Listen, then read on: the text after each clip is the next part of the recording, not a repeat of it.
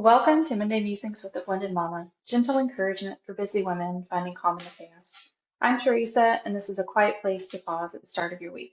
No pressure, no productivity lecture, just a few minutes of perspective and one small step you can carry into the days ahead. I'm really glad you're here today. Today, I want to talk about something I think a lot of us feel, especially in the season of life that I'm in, and that is talking about friendship. And specifically, I want to talk about why it feels harder than it used to, or at least just acknowledge that it feels harder than it used to.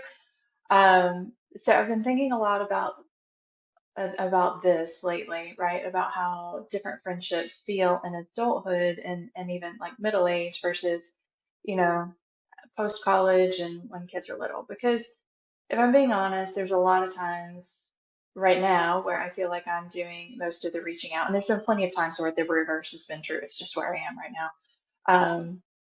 But especially when it comes to actually getting together in person, right? And having those in-person connections. And I don't think it's because people don't care. I mean, life is busy, right? Schedules are full. Everybody's schedule is real full. Everybody's.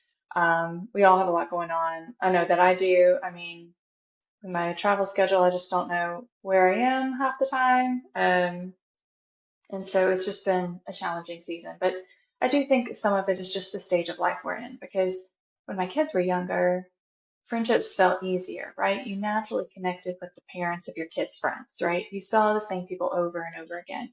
You were at the same events, the same activities, and those relationships just kind of formed out of that shared space. But now my kids are older, right? They're 17 and 20, and it's definitely different because I don't always even meet the parents of their friends. I mean, definitely not with the 20-year-old. Sometimes it's a quick wave at the door if somebody's being dropped off or picked up or whatever. And I definitely am not driving the kids like I used to because they typically drive themselves places. So those kind of natural connection points just aren't there anymore. And I don't know that we always realize how much we relied on that for that connection. Because now, if we want connection, we actually have to create it ourselves. So part of me understands it, but there's also another part of me, right? That quiet voice in the back of my head that starts asking questions like, am I the only one trying to keep this friendship going? Do they just assume I'm too busy? Or am I just not that fun to be around? And I can laugh about the last one, because, oh, I don't know, I guess I have a self-deprecating sense of humor. But anyway, um, but I mean, truly, if I'm being honest, those thoughts do still kind of creep in sometimes because what's hard about friendships in this season isn't just the logistics, and a lot of times that's a lot of it, right? But it's that emotional side of it. It's trying to figure out who do I let in? Who can I trust with the deeper parts of my life? Who is ready for more than just that surface level conversation, and who can offer wisdom without judgment. And at the same time, I do want to be intentional. I don't want to just let friendships fade because life is busy. So I do reach out. I try to make plans. I try to stay connected. But there are definitely moments when it feels like it's one-sided, and that can also just feel exhausting.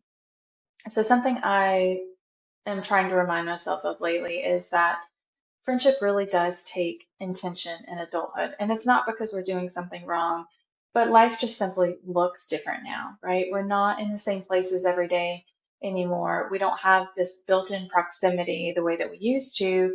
And we're not naturally running into the same people over and over again. So that connection doesn't just happen. It has to be created. And that also means that sometimes we're going to have to be the one who goes first, which is a little scary. Um, I think most of us are probably just quietly waiting for someone else to reach out or for someone else to make the plans or someone else to check in. In fact, recently I attended a crochet circle, but it wasn't because I organized it. There was somebody that posted online about it, and I was like, okay, well, this will be a great opportunity for me to go and meet people. And it was fantastic, right? Um, so I think sometimes you have to look for those opportunities, but sometimes you also have to create them, right? We all want connection. We all want to feel remembered. We all want to feel thought of and chosen. And something that really kind of stood out to me was that just one simple text or one small check-in, one moment of reaching out can really shift the course of someone's day. Because I know that's true for me. Like when someone else reaches out to me without me initiating first, it changes how I feel. It reminds me that I matter to them, that I'm not just someone they respond to, but somebody they think about on their own. And I want to be that person for others too. I do. But, and I am that person probably for a lot of people, but sometimes I do hesitate, especially when it comes to reaching out to friends who are also part of my small business world, right? Because I have this fear, and it's probably like I'm sure I'm blowing it out of proportion, but I have this fear that they're going to think that I'm reaching out for the wrong reason. Like they're going to think that I have an agenda or that I'm just trying to sell something to them or, that sort of thing. And because of that, sometimes I just don't reach out at all. I let that fear win. Even when I want to reach out, I just let the fear win that they're going to see something different than I really just want to see how they are. Um, and so then I end up in this place where I'm wanting connection, I need connection, but I'm hesitating, I'm waiting, and often overthinking, right? So maybe you feel that way too. So if you have your planner nearby and it's safe to do so, if you are driving, please don't do this.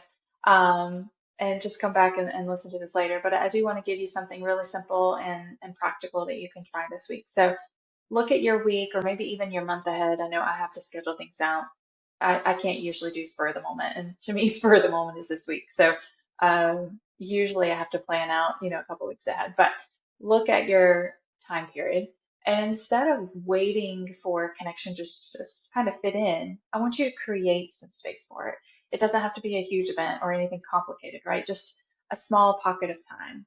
So it might be, making space for a coffee or a quick lunch or even a phone call or a walk with a friend, right? Maybe you build it into something you already do. I want you to write that down and actually give it a place in your schedule. And then I want you to choose one person and reach out to that person to fill that space.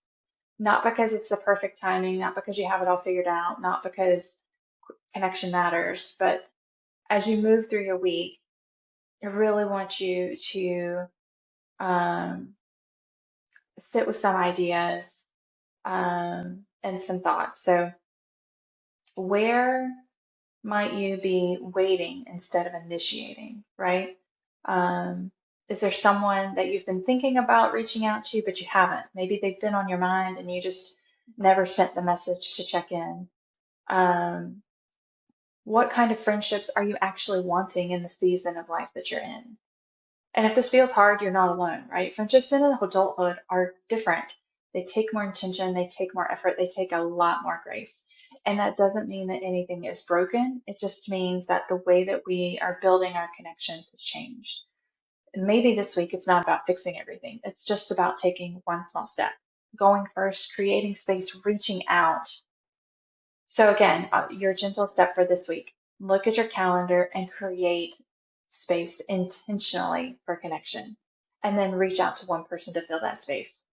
Now, if this episode resonated with you, I would love for you to follow the show so you don't miss what's coming next. If you'd like a little extra encouragement from me throughout the week, you can join my email list. There's a link in the show notes. I share reflections like this along with planning tips and updates on what we're doing in our community. You can also join our free online community. And we are also walking through these concepts in our book club. While this book club is closed for this quarter, I would love to see you in our next one. So make sure you check out the show notes for information on our next book clubs for the rest of the year. Like I said, everything's going to be in the show notes, friends. So until next time, keep planning with purpose, coordinate that chaos, and I will see you next Monday.